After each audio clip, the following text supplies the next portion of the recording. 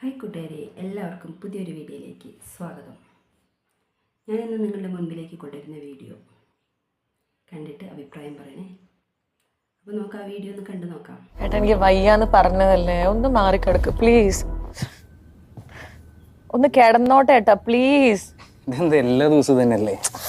ഏട്ടാ ഒന്ന് മാറിക്കിടക്ക്, എനിക്ക് വയ്യാന്ന് പറഞ്ഞതല്ലേ. എനിക്ക് എന്താ ഭ്രാന്താണോ? എനിക്ക് വയ്യാന്ന് ഞാൻ പറഞ്ഞതല്ലേ.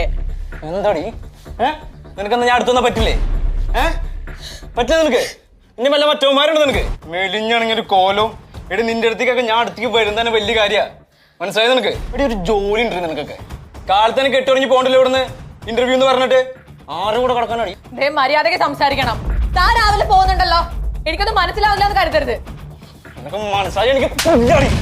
എടി ഒരു ഗവൺമെന്റ് ജോലിക്കാരനെ എനിക്ക് നിന്നോട്ട് നല്ല പെണ്ണിനെ കിട്ടും. മനസ്സിലായി നിനക്ക്? മനസ്സിലായത്?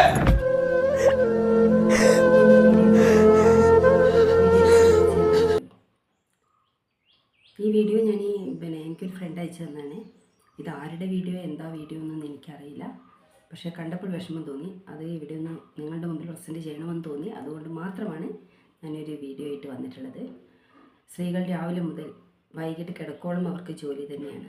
എന്നാൽ അവർക്ക് ശാരീരികമായിട്ട് വേദനയുണ്ടോ, മാനസികമായിട്ട് വേദനയുണ്ടോ എന്ന് അന്വേഷിക്കേണ്ടതൊരു സ്നേഹമുള്ള ഭർത്താവിൻ്റെ കടമയാണ്. അവർക്ക് അവരുടെ കാര്യങ്ങൾ നടക്കണം, അത്രയല്ലേ ഉള്ളൂ. സമൂഹത്തിൽ പല വീടുകളിലും നടക്കുന്ന ഒരു സംഭവമാണിത്. അപ്പോൾ അതുകൊണ്ട് എനിക്ക് നിങ്ങളോട് പറയാനുള്ളത്, ഭാര്യ ഭർത്താവ് ബന്ധം പരസ്പരം മനസ്സിലാക്കിക്കൊണ്ട് വേണം മുന്നോട്ട് പോകാൻ.